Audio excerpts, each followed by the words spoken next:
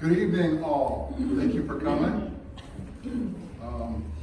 These kind of open house sessions are part of our planning process. I'm going to introduce John Housdale, who's our consultant, who's going to go over and give a brief presentation. He's going to be doing that several times during the night, the same presentation. As we know, some people can come at 4, some people can come at 6, some people can come at 7, so we want to be able to kind of give all of you the same details. So without further ado, I'd like to introduce John Housdale. Awesome. Thanks, John. Thank you. All right, thanks so much for having us here. Thanks everybody for coming out. I know everybody's time is valuable and limited, so thanks for coming out to this. So to pick up on the mayor said, this is just part of a process to develop a master plan, a Western growth area master plan for the new areas out to the west of Palos Park that have been annexed into the community. We're talking about Glen Eagles, Cog Hill, Mid Iron, Ludwig Farm area, that area that's coming into the village, or has come into the village. Every community, pretty much across the United States, and Illinois is no exception, has what they call a comprehensive plan. State legislation allows cities, in fact, some cases requires cities to have it. It's a long-range, 10 to 20-year plan for the community from a land use and development perspective. It's not regulatory like zoning, but it's meant to be in place for every community so to help them make decisions over time. Provide some guiding recommendations, some core values, land use designation, principles that they'd like to see employed as development comes online. Every city, every village, every town has these across the country and is required to. So we have an area that's coming in now that at the time the last comprehensive plan was done, it was just hatched in red and said future growth area in anticipation of someday these areas likely coming into the village. And there was a little bit of planning for it, but it wasn't part of the village at the time. And now it is. And so what we're developing over the last several months and going forward over the next several months is a master plan to help guide growth and development of this area over time as individual development is proposed by the owners to the village. So it's not the village proposing development, it's that we want to be in a position to be proactive when someone comes at the village with an idea. The last thing you want to be is back on your heels reacting to development proposals, having not thought about what you want for an area as a community. A community needs to articulate a vision for an area, and then the property owners, if at some point happens, will come forward, or a developer may come forward and say, here's what we'd like to propose for this property. It then goes into the process of that municipality to have a public hearing, consider the development, approve it or deny it or modify it, but to accommodate the request. So our charge is to develop a plan for the Western growth area for these properties that have come into the village that will likely be developed over time. No one expects these developments to come online at the same time. No one expects the development to happen right away. Sort of the first person through the door, let's say with the residential development, is going to take a little bit of the market saturation. So the next one might come a few years later because it can't all come online at once. But the idea is to have a 20-year plan in place to help guide decisions when development does come forward. So a few months ago, we held an open house in this room. I don't know how many of you attended that. A few. It was pretty heavy turnout. I'd say we had, over the course of 4 hours, we probably had 70 plus people turn out. It was pretty well attended. I was real pleased. And at the time, we identified the existing conditions that we have to contend with. We identified all the issues and opportunities that we have to contend with, or a property owner might have to contend with to see planning or development take place. We took a look at the issues and the opportunities that were could potentially be influences for anything that may be proposed in the future to try to get a handle on where people might be coming from. We took a detailed look at market and demographic assessment because any land use recommendations have to be a market basis for it. We could go out here and say we want a new Disney World, but if there's no market for it, we can say whatever we want. The plan may never happen. But we want our plans to be as realistic as possible and as market viable. You don't want to make a recommendation that has no chance of ever happening. And you want to be aware of what the pressures are, the trends are, that might reflect what a developer or a property owner might like to see on their property over the next 20 years. It's a pretty long horizon.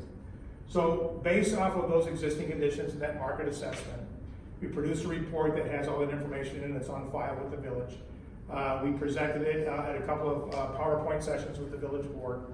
And then a few months ago, we had an open house in this room, and we had a board similar to this, but they were different. They were about the issues and opportunities, the market conditions, to begin to say, here's what's going on in this area, here's what we have to work with, here's the issues with regard to residential development, commercial development, environmental systems. And then we got a lot of comments and feedback from the people that attended that night or provided feedback through the website, the village's website. Based off of that feedback and the research we did in the previous months and resident feedback from the open house we had last time, we wanted to start crafting our approach to the document that we will ultimately be working with the village to develop. So the first thing we did from that feedback is we established what would be the core principles for development. Palos Park's a very unique community. As soon as you drive into it, you know it's different than every place around it. There are hallmarks to Palos Park, whether it's the quality of development that is here, the fact that development blends in with nature, and nature and the environment and the heavily wooded forest is such an integral part of your community. And we wanted to make sure that those values were carried forward to anything that may happen out west as development is proposed over the next 20 years. So we zeroed in on, based off of resident feedback, 5 core principles that we think no matter what happens over there, not knowing what it might be, it has to be held to standards of incorporation and responsibility to the natural environment. Is to the extent possible environmental systems developed into development, so it's not where you clear everything and just put up something like you would in a cornfield. If there are mature tanks, if trees or wetlands or riparian areas, those get folded into the development as opposed to removed for development. We thought that was very important. So it talks about quality of life in the community, how important the environment is, picking up on the unique recreational opportunities that exist there now, and how we might be able to leverage those going forward if someone does propose something. The next core component was economics. We heard loud and clear, as did the village, and it's why we did our market analysis on the front end months ago, was any development that happens out there cannot be an economic burden to the village residents that exist now, or businesses that exist now. Development can't happen out west on the backs of the residents and what they pay in taxes now.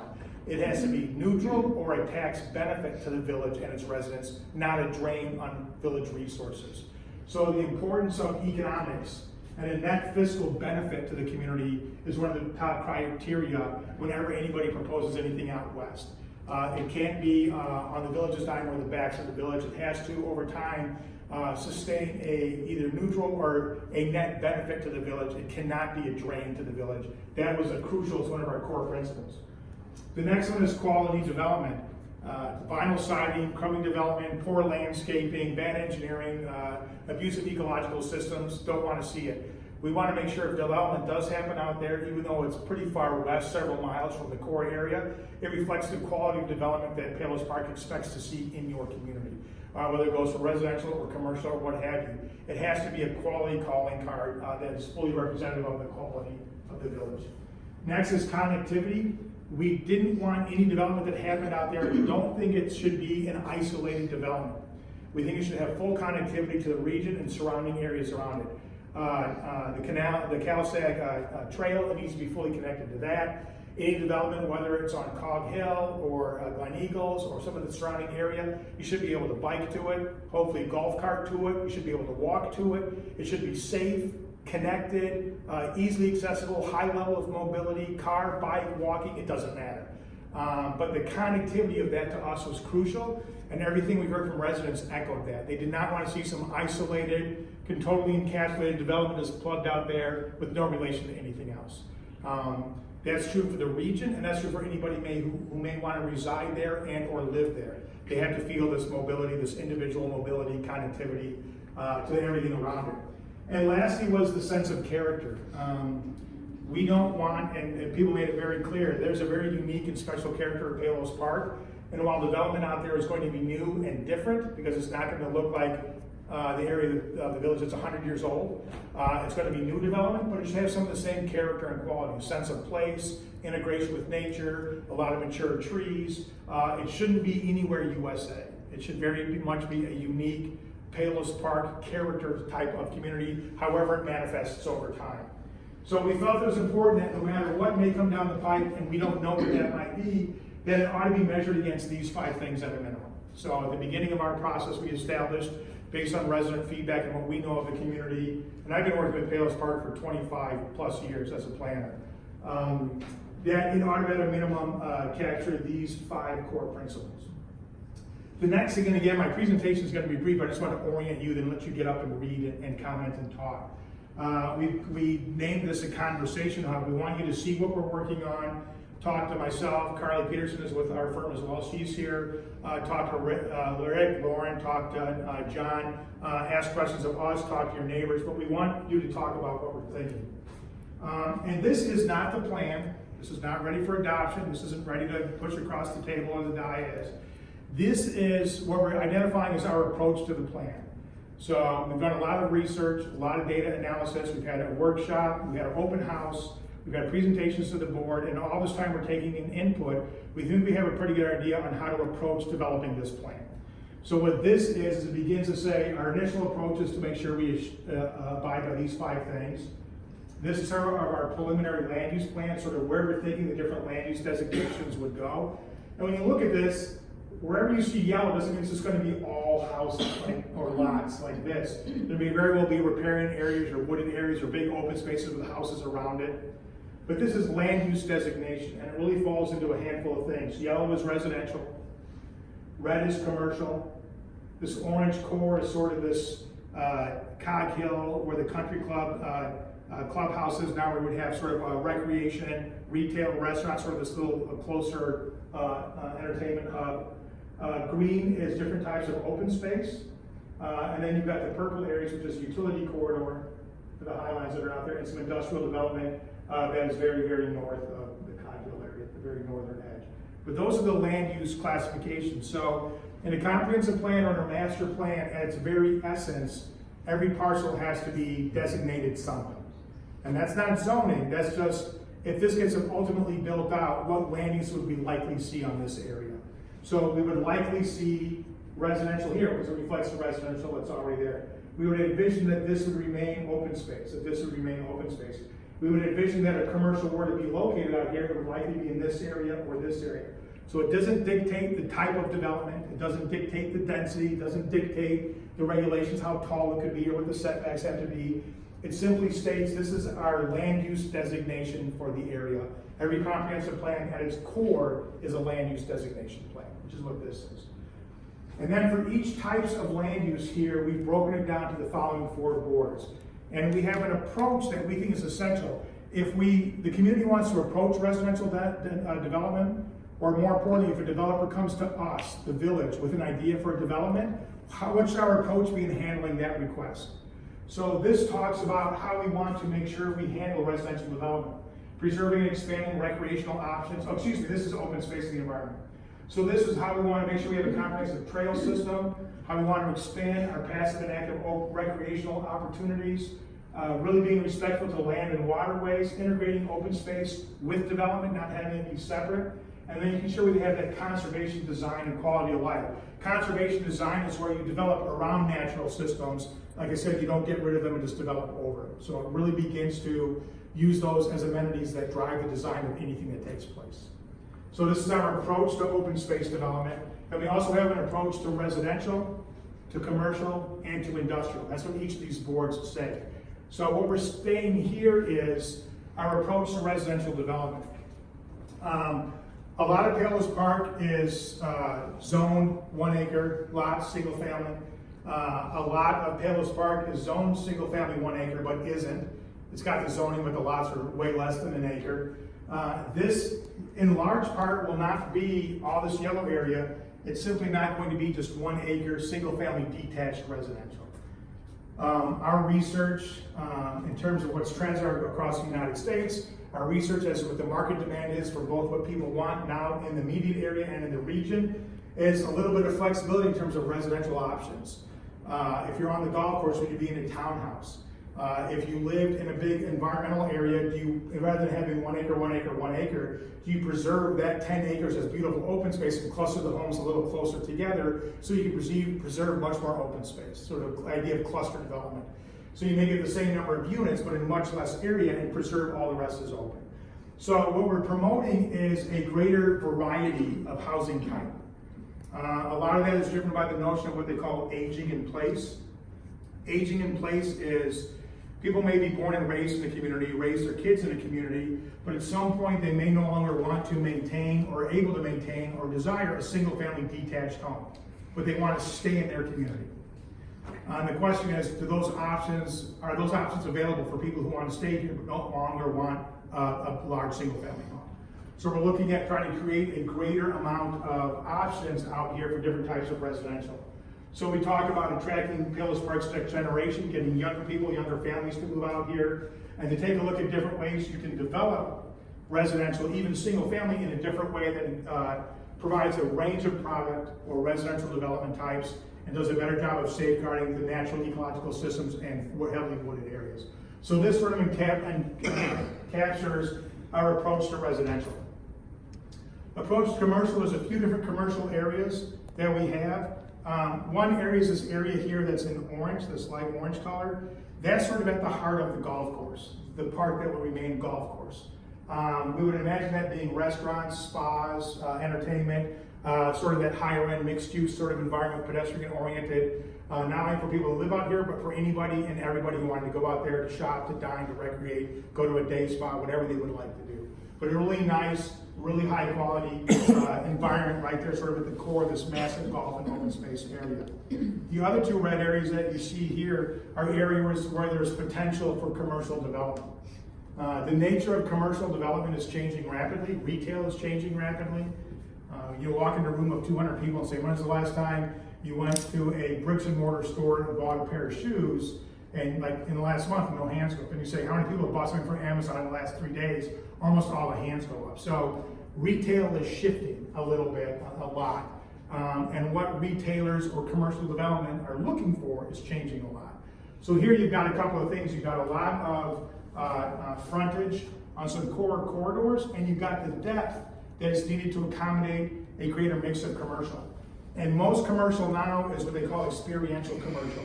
It's not just retail, but it's a mix of retail, entertainment, service, destination, cultural. You might go there for a lot of different things. Kind of like what traditionally a downtown is. You go to a community's downtown and there's a ton of different uses. It's not just retail. And there's those mix of uses what makes that downtown successful as an area. And so the idea that would be in these commercial areas that we begin to get those commercial retail service areas developed really high quality, both aesthetically and in terms of uses, to generate revenue, activity, retail goods and services. And then the last one is our approach to industrial development. There really is only one piece. This is existing over here, with this little peninsula that shoots up here. We've shown that, from what I understand, it's been purchased, I believe, for industrial development. It's across the street to the north from the golf course that is down here to the south. But that's really only location that's not developed now, but is sort of a potential for a business park, logistics, what they call light industrial. We're not talking sort of smoke belching factories when we say light industrial. We're talking about business or logistics types of uses. And the only place would likely be on this very, very northern tip. So we talk about what we think some of the standards ought to be if something is proposed on that parcel. So again, that's a rough orientation of where we are right now. Again, what this is meant to do is convey our approach to these types of developments. The village is not proposing any development. This process is to develop a plan, like the comprehensive plan the village already has adopted, to sort of do an addendum to that document to develop a plan for this western growth area. So when somebody comes in with a development in the next 20 years, we have a plan with which to measure and evaluate that proposed development. It would be used by the Plan Commission to evaluate it, to see how it measures up. Is it or is it not doing what the community would like to see done? It would be used by the village board in order to evaluate a proposal, and by staff to sit down with the developer at the beginning to say, hey, you guys are missing the mark, or this is exactly what we're looking for. So it's a guiding document to help make decision makings. So with that, I would invite anybody to ask questions, or even better, just walk around, read it, pull me aside, or Carly or anybody else, ask us questions. There's comment cards over there, let us know what you're thinking. But again, this is not the plan, this is what we are thinking in terms of how we might want to approach these types of areas of the plan going forward. So with that, I can answer any questions, but I encourage you to stand up, grab a bunch of cookies and a bottle of water, read the boards, and pull myself or somebody else aside to ask questions. So, and again, this is meant to be very informal, it's sort of like an open house. So. COG intend to build housing on one or more of the courses, do you think? On one or more of the courses, from what we can understand, and again, Rick can chime in as well, he's had a lot of conversations with them. We've met with all the property owners out here several times, but the answer is yes, over time. I think the intention is to take some of the golf area offline, not all of it, but still will always be a golf destination. In fact, they really want to ramp up what it is as a national or a global golf destination. But some of the golf course area will come offline for development, is what they're thinking right now. Nothing's proposed, but that's what they're thinking. Yeah. Is the resident, Oh, sorry. Townhomes, is there any speculation on multifamily apartment complexes? Again, not seeing any development plans or talking with any specificity on anything that's being proposed, I would imagine that over time, developers would come forth with a wide variety of product type. I would imagine some single-family detached on decent-sized lots. I would imagine single-family detached very, very close together, sort of cluster development like cottage homes, or they would call it, I've heard it described as detached townhomes, which I think is a very creative way of describing something. But I would anticipate in some locations there may be a small condominium building here or there, or multifamily in some part of this. So I would anticipate, again, nothing's been proposed that we're aware of, but I would anticipate over time, given the trend of populations, they're aging, and even regardless of age, the desire of what's hot that people are looking for, I would imagine that somebody would be proposing some component of multifamily over time. I think it'd be hard pressed to say, if this area were to develop over the next 20 years incrementally, that somebody's not going to propose some aspect of that, yeah. I would imagine it would be in the mix somewhere. So to add to that, would it be mixed use, mixed income as well? Meaning it's also leasing and all other kinds of, it opens doors to. Yeah, I don't want to say, I don't know what mixed income is. I mean, there's market rate housing can be super, super expensive or just expensive or. Well, I've looked up online and they have definitions for each of those in these new developments. Right. So mixed income would include also HUD, all kinds of, HUD has. Yeah, no, so again, Because I know that's at why I want to be careful. 143rd and LaGrange, it was proposed that they weren't going to do that, and I guess they have that now. So Okay, so then Just wanna clarify. nothing in here is talking about, and again, affordable housing is a loaded thing, so we're not proposing affordable housing. I even said I'm not even gonna bring up the word because I think it scares people. There's affordable housing based off the state's requirement to provide affordable housing as a community. The state of Illinois has requirements every municipality has to meet. If you already meet that number, you don't have to do anything. If you don't meet the number, you have to have a plan in place on how you would achieve that number. 10% is the mark Illinois is looking for. But there's nothing in our plan that we're talking about subsidized or affordable housing. Affording can also mean in a lot of communities like, oh, the small single family bungalows. Like I live in River Forest right by the old park.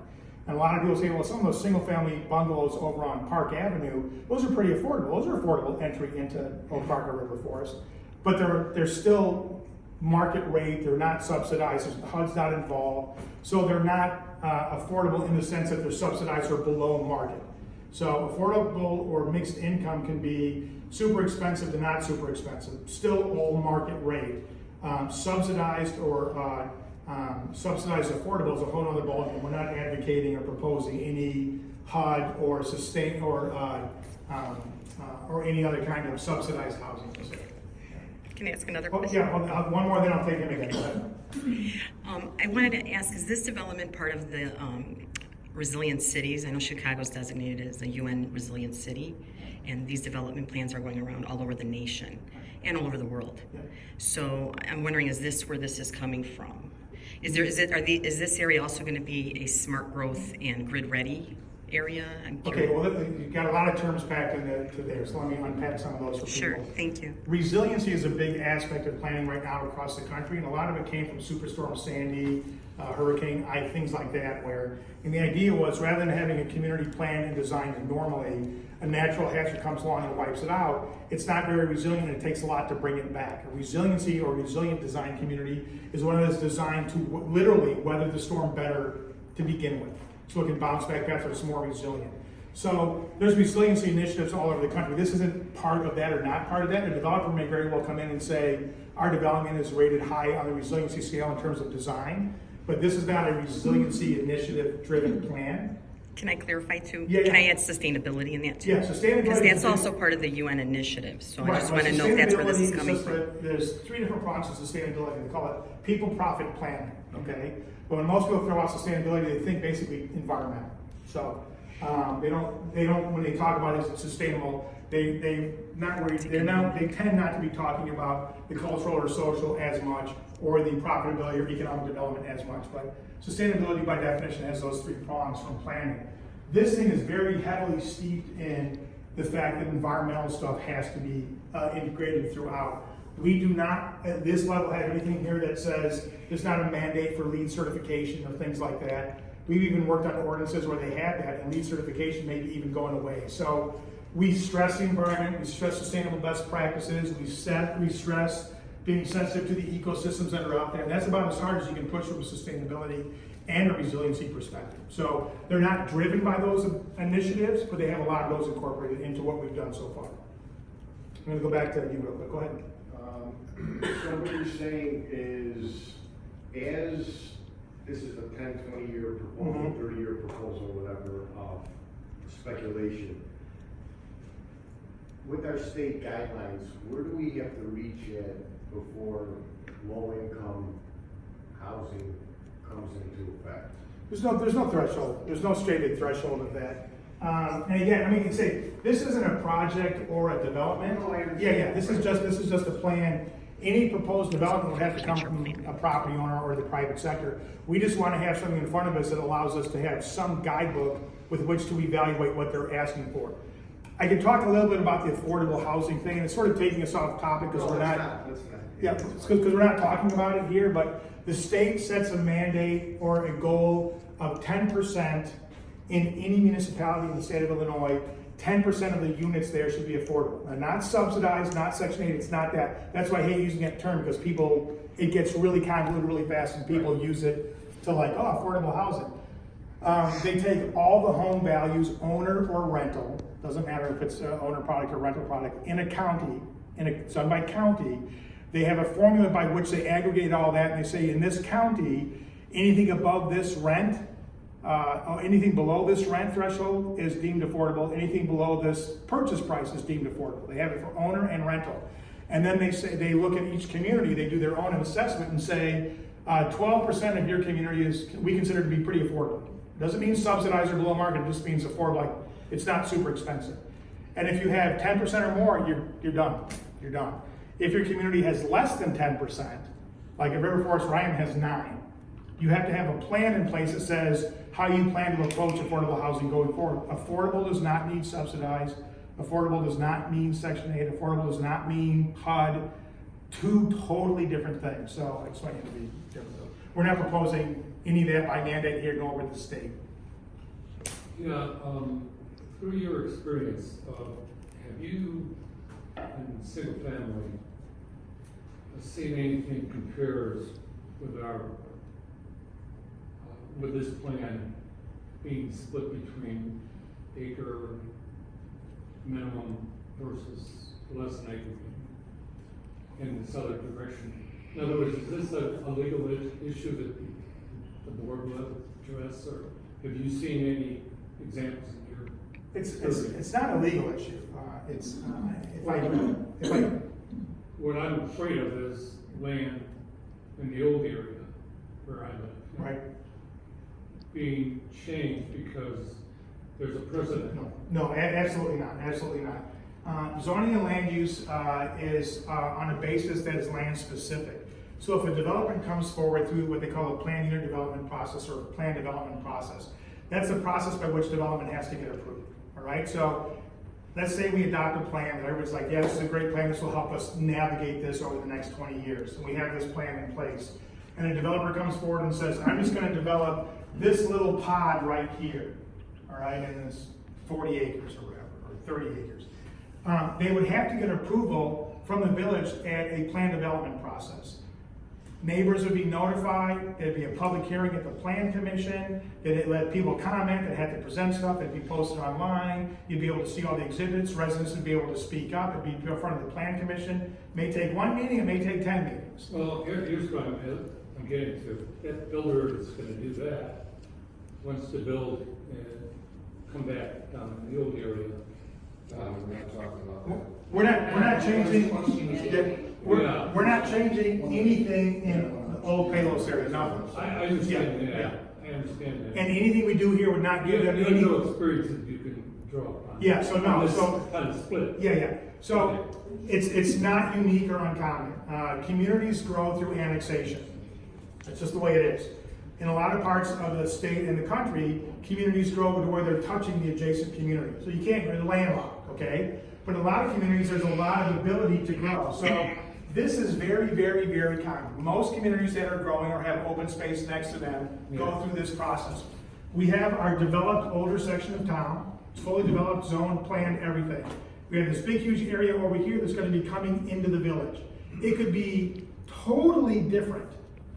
Could have its own zoning districts, it could have its own overlay, it could have its own plan, has zero, let me emphasize, zero impact on the potentiality of development or zoning in the established area. That's what I want. Yeah, zero. You're on acre lots because Cook County demands an acre for septic systems and wells, which obviously is not your ultimate goal. What, do you have a utility plan at this point?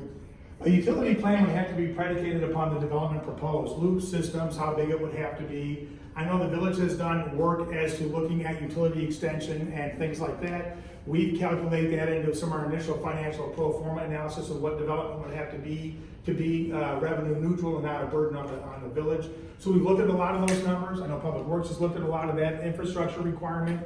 But to develop out here at anything, like you said, you're spot on, above the 1 acre is gonna require utility connection. And the village would be required to pay that. Our job, if development does occur, and utilities are extended, that financial burden over time does not rest with the residents here and the taxpayers here to provide infrastructure for people to benefit over there. And that was a big part of us looking at that revenue neutrality stuff. So I don't have the detail on that right now. The village has looked at it and we looked at the cost of it, yeah. So I have a question. I want to say thank you with your patience too. You're really answering all the questions. I wanted to know, why is it a Western growth area plan? In other words, we are not only looking at Palos Park in one instance. We're doing developments for all these different areas, like Palos Heights, Hickory Hills, Palos Hills. They're all included in here. And I know they're doing a development already. I think the Sabra development, which would be similar to mixed use. Is this really rolling out a plan for an entire area versus each community? And let me see if I can explain that. We did several years ago, 8, 10 years ago, the comprehensive plan for Palos Heights. I've also worked on several plans for Palos Park over the last 20 years. A municipality can only plan for itself, right? In the state of Illinois, when you're doing a comprehensive plan, this would qualify as an addendum to that, you're allowed to plan up to 1.5 miles beyond your municipal boundary into unincorporated areas, but you can't plan into another municipality, all right? And you have to respect any boundary agreements or municipal boundary agreements you have with an adjacent municipality. So what it says is you can plan within your jurisdiction, your municipality, you can plan up to 1.5 miles beyond your municipal boundary without planning into another city. And the county, when it does its planning, typically gives deference to the municipality. But the reason municipalities do that is because at some point, if annexation occurs, you don't want to be back on your heel going like, oh my God, what do we do? We never thought. You want to say, we thought about this. We had a series of workshops with our residents. We did a lot of research. We had a lot of conversations. If this ever comes online, this is what we'd like to see happen out here. And then you can start the conversation in a proactive manner. So this is exactly why these exist, but municipalities have to do that for themselves. So Palos Heights would have to do its own. Palos Park would have to do its own. Orland Park, we did the original comprehensive plan for Homer Glen when it first became a village. And, back when it was before it was a village, and that was probably going back now 17 years, like close, something about like that. We were brought on board to do their first ever comprehensive plan because they had to have one. Again, all of a sudden they grew up and they were a village. And before that, they weren't. So villages or cities have to do their own. They can partner on things like corridors. If a corridor cuts between and one city is on one side and one city is on the other side, they'll often do joint studies to study something like that. But a comprehensive plan or a Western growth area plan is specifically meant to examine the area where Palos Park is growing to the west in this area. Over time, the village may do other growth area plans. But it's very common to addendum a comprehensive plan by looking at growth in one area, doing a plan for that, and then adopting it. So, it's a lot to look at a huge area is tough. We're doing one right now in El Paso County, Colorado, by Colorado Springs. The plan covers 2,100 square miles. I think we want to give everybody an opportunity to look To walk at the around. boards and walk around and ask more questions. So we just want to encourage you to get up and take a look at the boards. We'll be around mingling amongst all of you. Myself, Lauren Cross, I'm the Community Development Director of the Mayor. Village Manager John and Carly will all be here. Yeah. So ask us anything you want. Yep. More on our website. Oh, yes. We have a webpage dedicated to this project on the village's website under the Community Development Department. So these will be made available tomorrow, that will be posted to the website and be live for you all to look at in even more detail. And any input, you give it tonight, you can think about it, look at it again tomorrow, and next week you can give us input. That's the process. Absolutely. And again, we're working on developing a plan. We don't have it yet, and this is to get your feedback on sort of what we're thinking. So far. Thank you. Just, well, there's 5,500 residents here in that, Dales Park. Just under 5,000. Yeah. 5,000. In any part of this, did you look at a population forecast?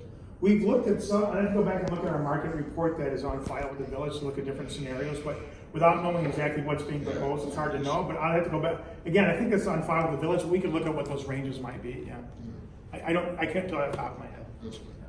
Can I ask just a really general Of course. question? The land use plan, none of that can be put into place unless the village.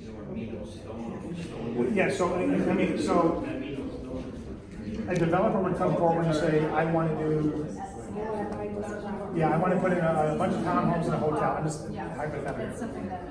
One of the first things any community does is says, let's go back and look at our plan. And we might say like, oh, we want that to be an industrial park, so we don't want a bunch of homes in a hotel there. So right off the bat, you're fighting an uphill battle, because we don't want that there. But if a developer comes in and says, I want to see a residential development, maybe single family homes, like a small townhouse complex, we might say, well, our comprehensive plan identifies that area for residential development. But if you do residential, we want you to make sure you incorporate the environment and ecological systems, we want a lot of landscaping, we want high quality architecture. But the idea of residential here, that fits with what we're talking about. So it's used to help inform decisions, and that's why every village and community has a plan like this. We'll have to evaluate the proposal. Couldn't sell their property to somebody who wants something different than they want. They could, but that person would then have to get approval, and they likely wouldn't. So you could sell it to whoever you want to, I guess. But what I'm saying is, if I'm a potential buyer, and let's say I want to do apartments, and I'm looking at a plan that says this has to be 1 acre. If I'm an apartment developer, I'm not buying that land. So I got to spend a lot more. Then I'm rolling the dice to see if I can get apartments approved. And the plan says no. So this will give the owner and any potential developer some level of fair certainty as what the expectations are and the quality the village wants to see. That's why it's important to do this. Because if we don't, you'll take whatever, you'll have to deal with whatever comes through the door. So like, you guys don't have a plan, here's what I want to do. So that's why the village has to have a plan, so they can say, here's what we would like to see done. And then a developer or an owner can come in and say, I think we can make that work. So you're getting ahead of their proposal as opposed to you reacting to the proposal.